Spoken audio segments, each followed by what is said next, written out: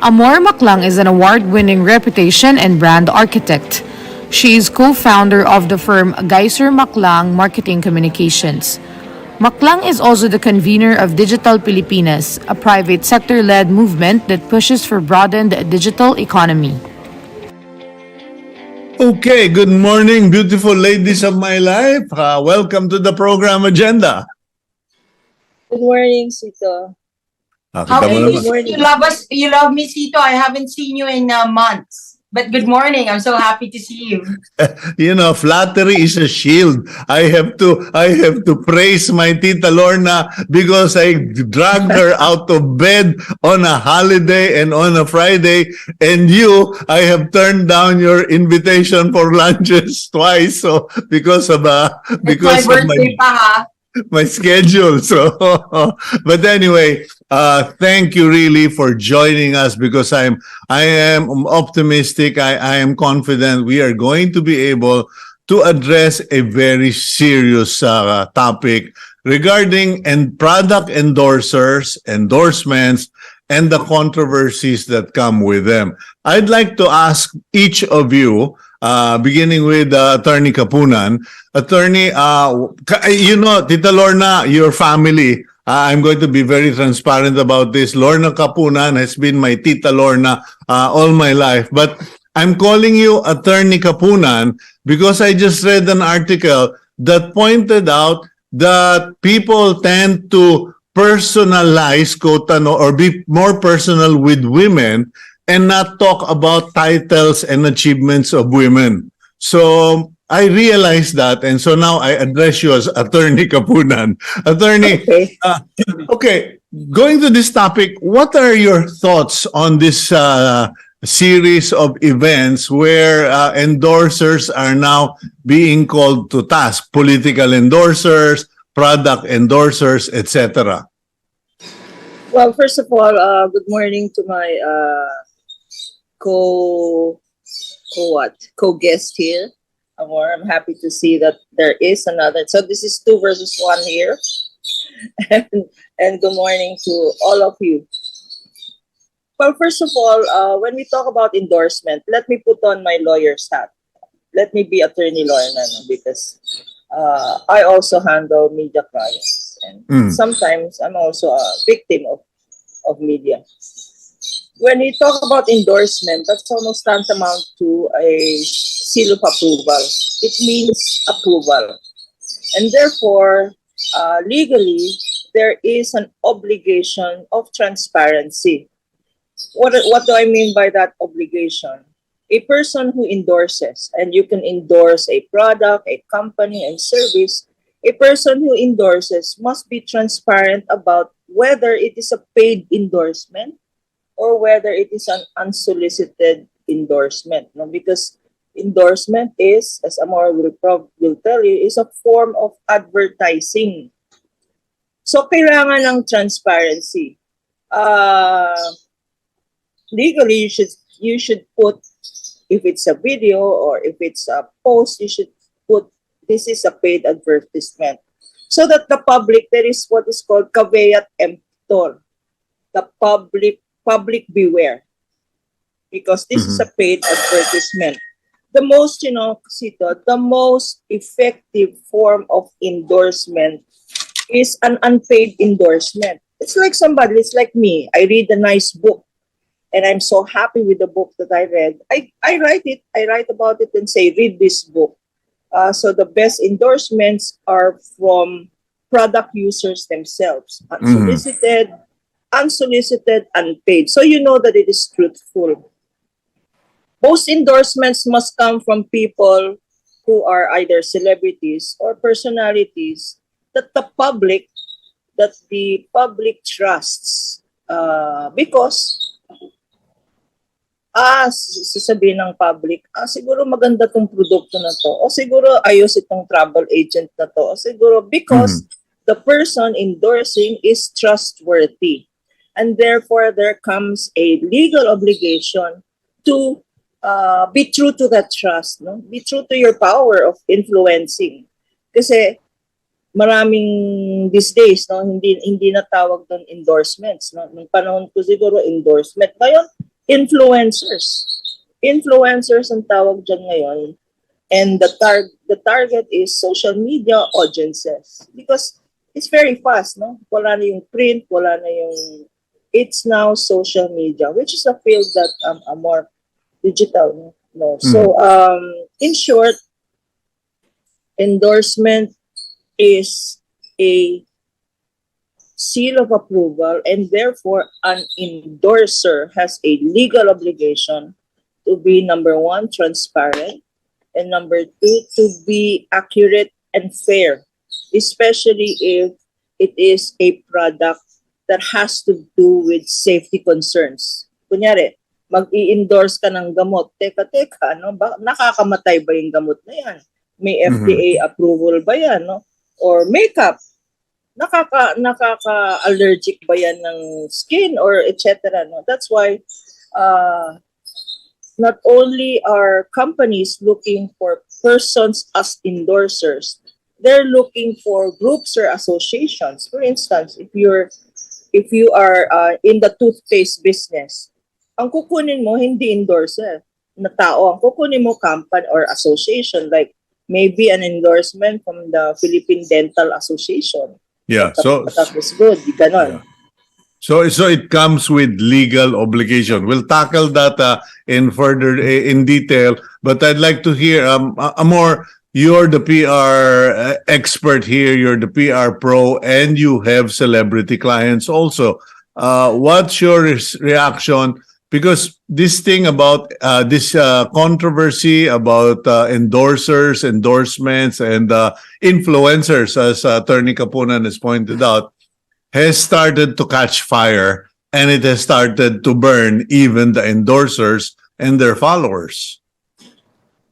Good morning, Attorney Kapunan. Magandang umaga, Cito. So, and also I have to correct, aside from having celebrity clients, most of the time who actually brings us into the discussion are actually the corporate clients. So when I studied this, so last night when I got it, I studied it thoroughly, and there are two potential schools of thought. So una, the celebrity in question, I know he's a celebrity, but does he come in as just a celebrity? Right? Because there's also the opinion, kasi nung inaral ko yan, nakalagay dyan, he was presented as the chairman of the board. So, in fairness, lahat ng nalalaman ko, nakabase lamang sa nabasa ko po sa dyaryo, because the personality of a board director, ergo chairman of the board, and the personality of an endorser, it carries with it two separate and distinct responsibilities. No? So, yun yung una natin kailangang aralin. Pangalawa, quick history on endorsements, right? Nabanggit yan ni Attorney Kapunan, but also at the same time, meron na kasing evolution of endorsements wherein you just don't slap your face on a brand, but rather personalities are made to come on board as part of a company to either be a co-creator of the brand. They own the brand, like in the case of Kim Kardashian, right? Yung schemes, ang dami niyang businesses. Hindi lamang siya endorser, but also at the same time, may pag-aari siya ng brand. And just this morning in Forbes, lumabas, even a John Legend, tingnan mo ha, singer, meron na siyang skin line. Yan na ang trend ngayon, right? So, ngayon, naguguluhan na ang publiko natin. They need all the clarification and the transparency, sabi nga po ng aking idol na si Attorney Kapunan, that they can get because you need full disclosure at the onset. Ikaw ba ay binayaran lamang para mag-endorso? Ikaw ba ay ay owner? Ikaw ba ay co-creator ng brand? I think transparency is key here, right? So, that would be that's interesting, Amor and Attorney Kapunan, because I remember a situation before pandemic where I actually spoke to someone who I have he's in the same community, a spiritual community that I move around. And I asked my friend, I said, pare, bakit ka nag-endorse ng product na yan? Wala ka namang farm, hindi ka naman nag-aalaga ng panabong, etc. or baboy, etc. And my friend said, well, actually, they just came to me, and I said, you better think about that twice because it comes with responsibility. So, Attorney Kapunan, talking about transparency, is there a law? Is there, or Amor, is there a industry rule na we cannot get endorsers who do not eat the product, do not wear the product, do not use the product? Ano ba talaga ang rule dyan? I'll start with you, Attorney Kapunan.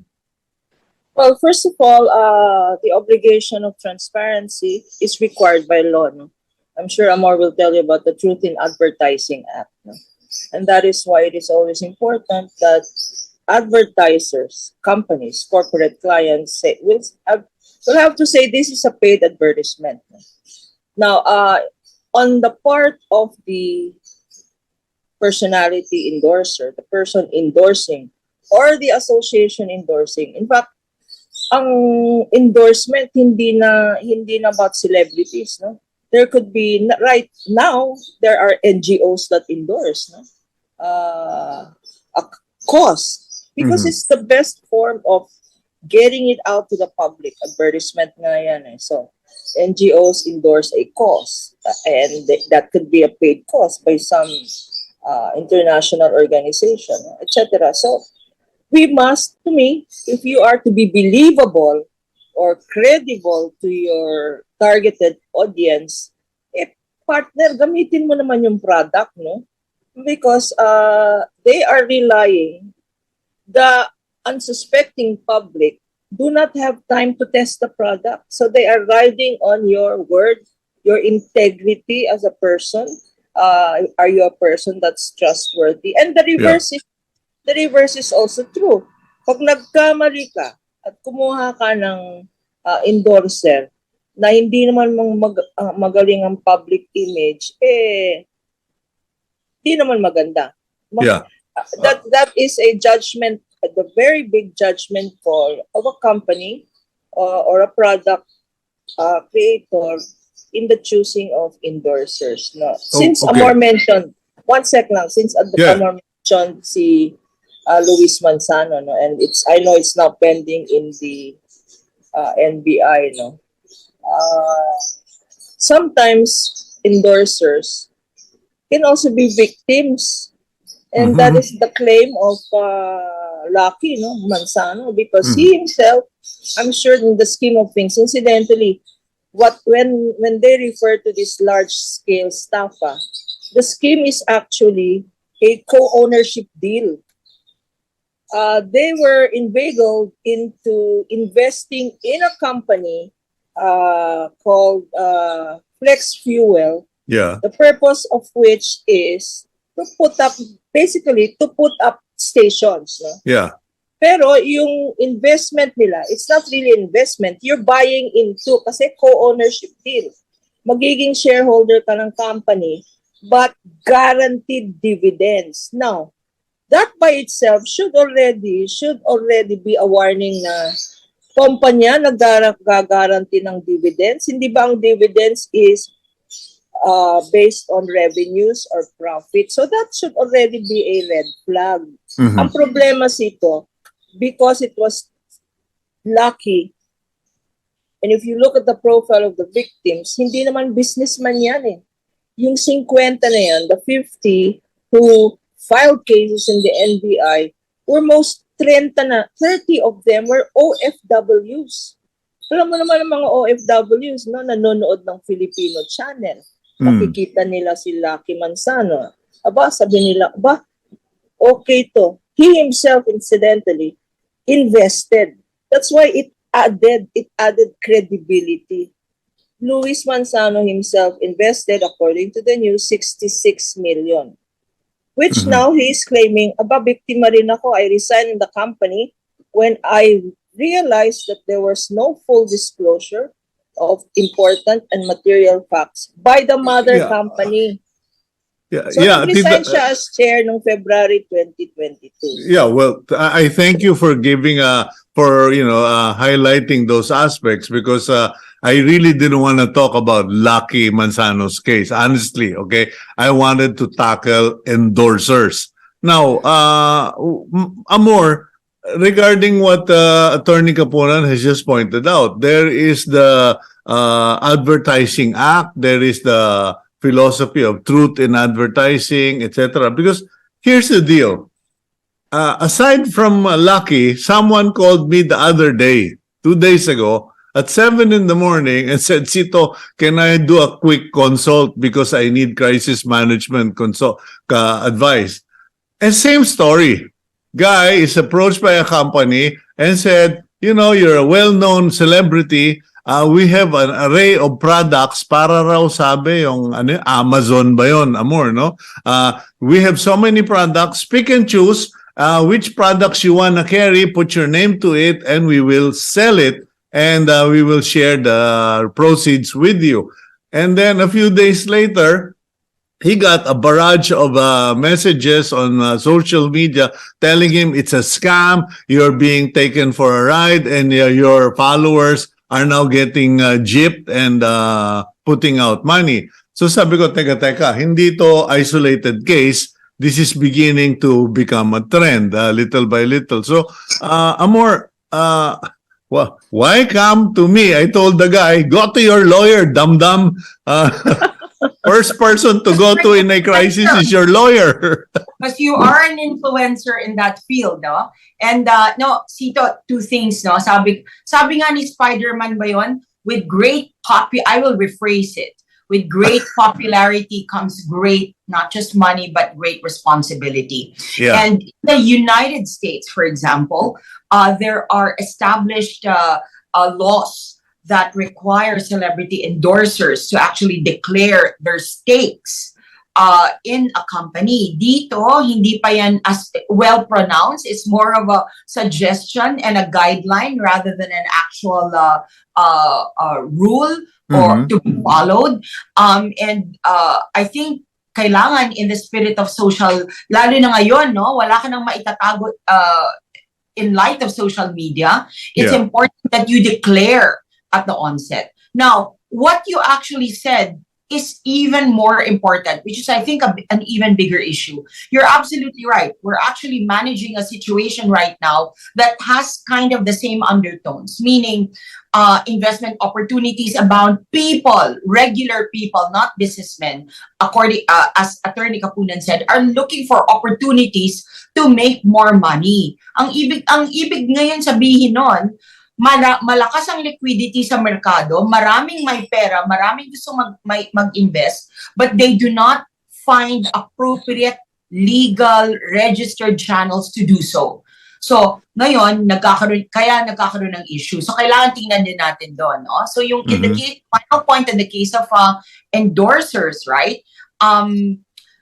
Iba na nga iba na ang changing face of brand ownership or ambassadorship. I think it's high time we start requiring our ambassadors whenever they declare to disclose with transparency at the onset. Ano ang financial stake mo dito? Ikaw ba ay shareholder? Ikaw ba ay chairman? Ikaw ba ay endorser? Because we will hold them accountable depending on what they disclose. We can't just conveniently say at the onset, I am an owner, and then next time afterwards, I am just an endorser. Yun lang po. Okay. Attorney Kapunan, what should be the hard and fast rules regarding this? Because I told that friend of mine, go see your lawyer, and then after your lawyer has set the boundaries, then you can see me regarding strategies. Well, first of all, in a situation like that, pag crisis management na, may crisis na yan, ano? And in your situation, I think you got a sense na hindi lang siya ang kinausap. No? So, ang problema kasi, because society, mabilis na yun eh. Hindi na nagbabasa ang tao. We are spoiled. Gusto natin social media. Na-digest na para sa atin yan. Ano? Hindi na tayo, we're no longer using our brains because the news is digested for us. No? Yeah. Kung anong gusto mong what I'm saying is everything now is like hotcake. It's there for you. You either get it or not get it. And therefore, sabi nga na Amor, there is a heavier responsibility these days of disclosure.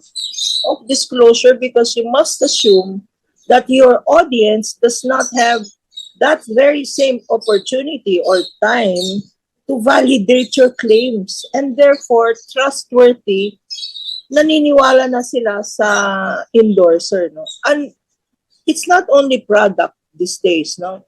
We are a very opinionated country, so let's be very careful about listening, about believing opinions of famous personalities, because an opinion is the name of the beast, no? That's the nature of the beast. An opinion is an opinion. Dapat discerning tayo. Huwag tayong maniwala na, for instance, there's so much, just an example, there's so much misinformation about the SOGI bill, no?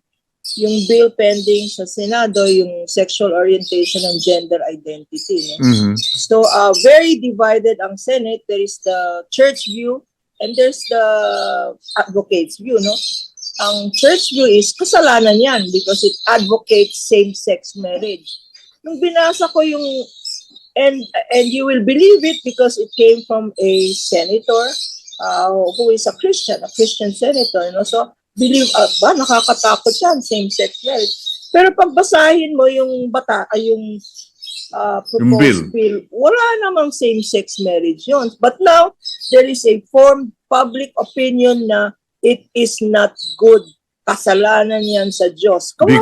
Because a person with the title of senator said so, then people tend to believe it. Okay, let's go for a quick break. When we return, it's going to be free for all. I'm going to see where we will end up on this one, because I think people really want to know, because marami talaga nag-i-invest and then nasusunog. But whatever happened to buyer beware, and also who is the more guilty party here, or is it equal all have sinned clause, meaning endorser and company will both be guilty if something goes wrong? We'll go for a quick break. We'll be right back here on Agenda. Okay, welcome back to the program Agenda. We are having a very animated but very instructional conversation regarding endorsers, endorsements, and what do PR practitioners and lawyers have to say. So with us is attorney Lorna Kapunan and Amor Maclang of Geyser Maclang. Now, Amor, I'd like to start up with you regarding we've already discussed some of the issues, but what should companies do?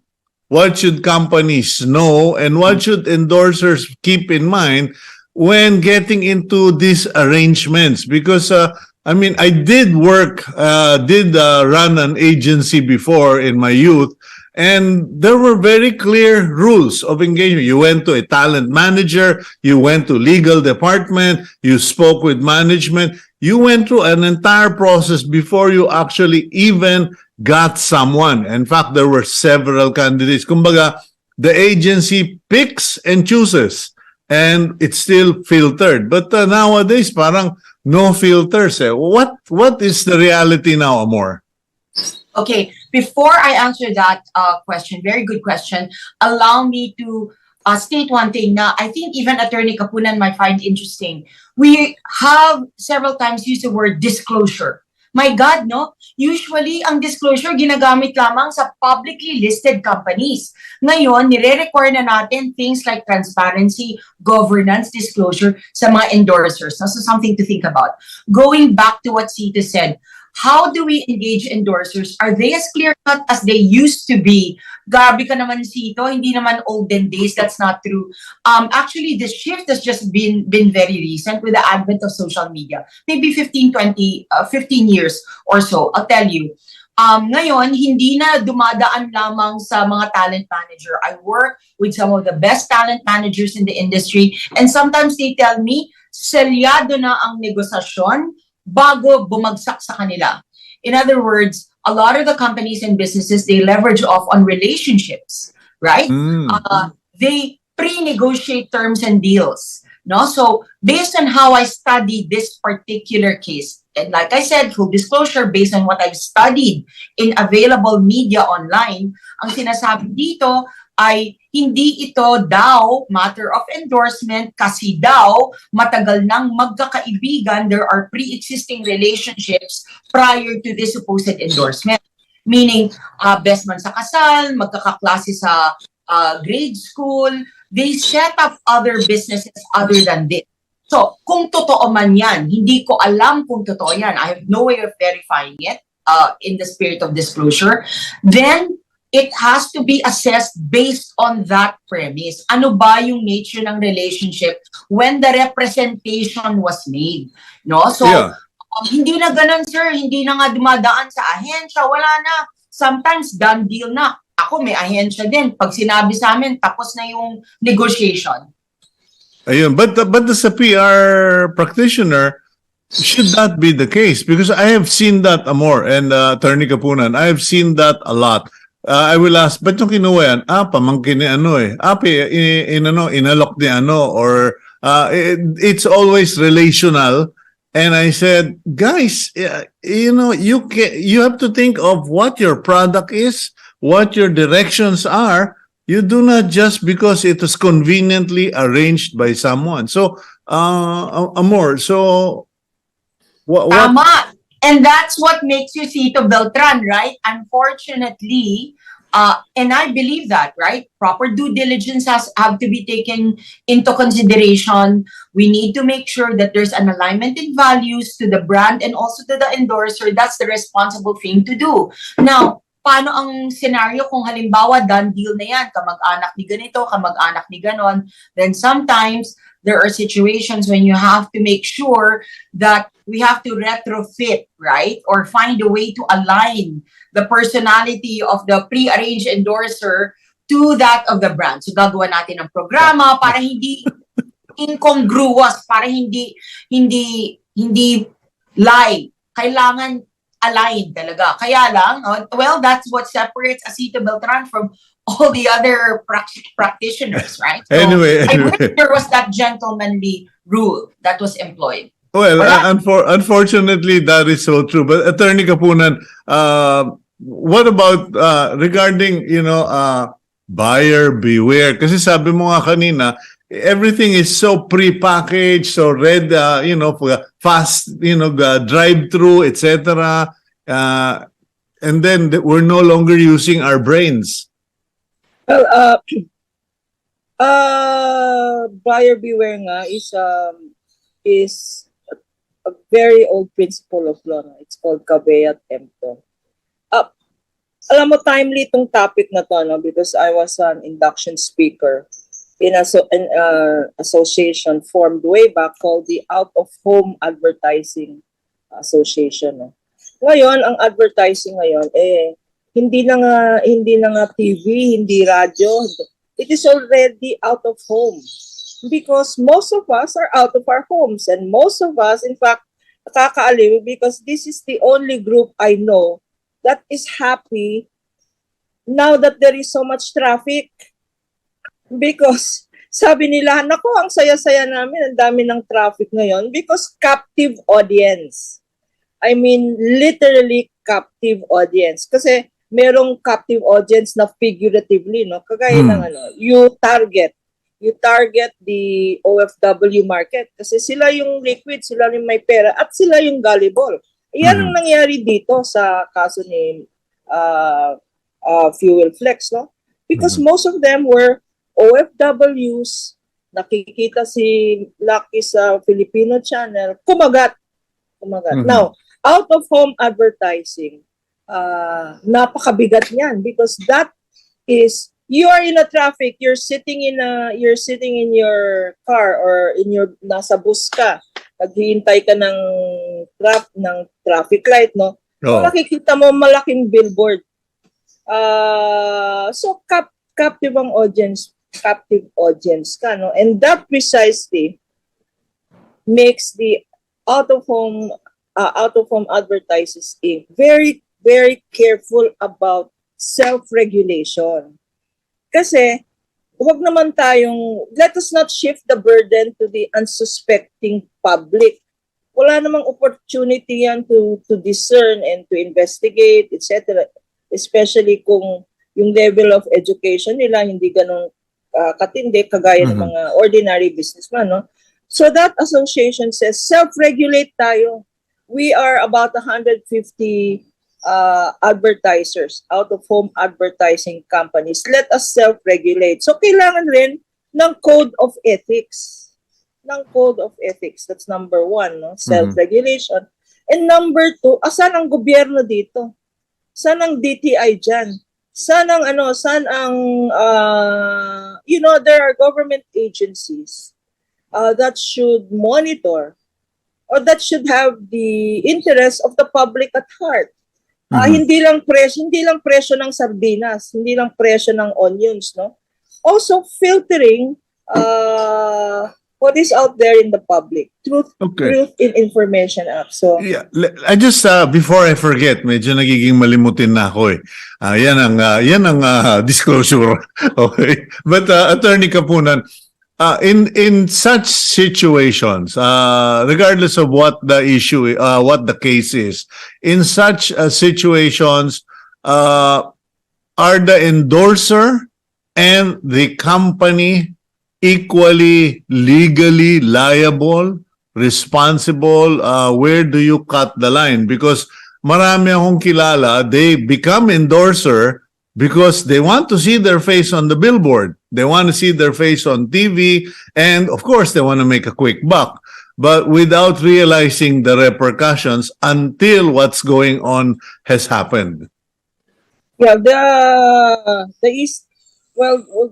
generally, pag mga large scale, no? Kasi kanya tinatawag na large scale, ang daming involved dyan. So, those who are perpetrators of this large scale scam, and I'm not only talking about celebrity case of luck, generally, they are all solidarily liable, no? And the rule of law is, kasi may participation yan, may nag-secure ng talent, may gumawa ng ad, may nag-endorse mismo. So, where does one's liability end and where does the other's liability? So, conspiracy ang tawag dyan. Where, under the principle of conspiracy, the act of one is the act of all. So, lahat yan kinakasuhan. Ngayon, it's just a matter of defense. Nasabihin mo na, teka, victim rin ako, rinoko rin ako. Ang sinabi sa akin, okay yung product na to. Yung pala, merong mga chemicals na masama sa tao, mga ganyan. Or, So, the short answer to your question is yes, everybody's liable until and unless you are able to present evidence that you are not part of that criminal intent. Incidentally, there is no crime if there is no criminal intent. Okay? And there is no criminal if there is no criminal intent. But it's not only intent, it can be negligence. Kasi hindi ba merong reckless imprudence resulting in damage to property or loss of life. Correct. Kasi yung criminal intent, talagang in-intention mo na mag-invest. Kanya sinabi, one example, merong mag-invest kayo dito kasi in 4 months, meron kang 80 to 100% dividendo. Pag inisip mo yun, company nag-a-assure ng dividendo, ano to? Scam, hindi ba? 1 plus 1 is not 10. 1 plus 1 equals 2. So, may criminal intent yun. Ngayon, iba yung sasabihin mo, ito, mag-invest ka dito. Magandang opportunity to. Tignan natin kung papasa to sa merkado. No? Iba yon. Now, negligence would be, hindi mo dinisclose. di mo disclose na hindi pala ikaw may-ari nito, no? Na foreign company palang may-ari nitong company na sinasabi mo. So that is failure to disclose. It could be negligence, it could be fraud. Okay. Amor, so what happens in this situation? Okay, there are no set rules. There's no existing law to regulate endorsements, etc. How does this impact public relations, image, etc.? Kasi yan yung field mo. So, two quick things, no? I want to talk about yung question mo in relation to yung caveat emptor kanina. Caveat emptor is, di ba, buyer beware. In an era of digital and technology, there is such a concept as zero trust architecture. Anong ibig sabihin ng zero trust? Even if I don't know you or know your background, I should be able to trust you, right? So, ano yan? Principle yan ng cybersecurity. Kahit hindi ko kayo kilala, dapat mapagkatiwalaan ko na ang platform mo ay mapapagkatiwalaan. So how does that apply now? So the expectations that we have of tech platforms like Facebook, Lazada, Amazon, Shopee now is being transferred to its yung mga endorsers, yung mga galamay niyan, tulad ng endorsers. So, if you are now a creature who benefits from social media and digital, like all of these influencers, no, na ang hilig, let's admit it, they monetize based on their social media popularity. Di ba kaya nga tinatawag sila na patola, right? Mahilig silang pumatol sa mga bashers. Because the more that they make patol, the more they make money. Now, I didn't know that. Oh, yun. The more, I swear, I wish I were making it up. The more that you make money on social media, then you must be beholden to these, unfortunately, unspoken rules that are evolving in social media. Zero trust. You have to disclose, you have to say it. Now, anong implication yan, right? Overall, when you go, if you are a celebrity and you go into a business deal, it's not as clear-cut anymore as an endorser. Sometimes na the arrangement that you have, you are delivered as a co-owner. Diba? It's more prestigious. I own a brand. I own several skincare brands. Or, I'm chairman of the board of a fuel company. Wow, how prestigious is that, right? When before you even sign to an agreement, I'm a shareholder. Please, consult a lawyer like Attorney Kapunan and understand what your rights are, right? Or even not your rights or your responsibilities, because it's not, you cannot conveniently toggle between I'm an endorser one moment when it's convenient, or I'm an owner, because you cannot just shift from those personas. No? So that's on the celebrity side. And that's the pitfall kasi yung mga celebrity and mga endorsers na ganyan, mga kaibigan, kung saan lalapad yung papel nila or saan sila guwagwapo, they utilize that. But sometimes utilizing a particular title or taking up a particular position can eventually get you into hot water. Yung sabi nyo ang dalawa na dahil sexy na matawag na co-founder or sexy na matawag na chairman of the board or owner, right? Ang sabi sa Bible, pride comes before the fall. Yun. That's correct. Okay. So anyway, go ahead, Amor. You were on your second point. No, actually, yun nga, how is actually digital really changing not just business models but also the public's expectation of? Siguro sasabihin nga ng nakararami na sabi rin ni Attorney Kapunan, dapat mag-aral tayo because aralin natin yung mga tinatawag na investments na ito bago tayo maglabas ng pera. Unfortunately, because of this mindset that surrounding digital platform, social media, meron na kasing nasiseed sa atin na tinatawag na zero trust architecture. Rightly or wrongly, ang expectation ng publiko, if you go out in public, whether you're a platform, a technological platform, a company, you leverage on social media, dapat ang alam nila mapapagkatiwalaan kita. Yun ang tinatawag in a way to make zero trust simplistic, overly simplistic. At pag niloko mo ako or you do not disclose or kahit hindi deliberate yung non-disclosure, they'll skewer you on social media. So it can be a two-edged sword. You can make money out of it. We're quickly running out of time. I think we have to do a part 2 of this. But before we run out of town, let me ask Attorney Kapunan. Attorney, what about your recommendations? Because you are an expert. You are in the battlefield, so to speak. And there are so many lawmakers who are, I'm sorry, they're clueless. Young generation, not enough experience, not enough exposure. What would be your suggestions, recommendations on this emerging disaster, if I may label it as such? Well, first of all, like politicians, endorsers are considered public figures. And the operative word there is public. And therefore, if you are a public figure, whether you're a politician, endorser, artista, comes with it public trust. And therefore, accountability. Hindi ba? Sabi nga nila, a public position is a public trust. Carry that to advertising. The public trusts you because you are now a public figure.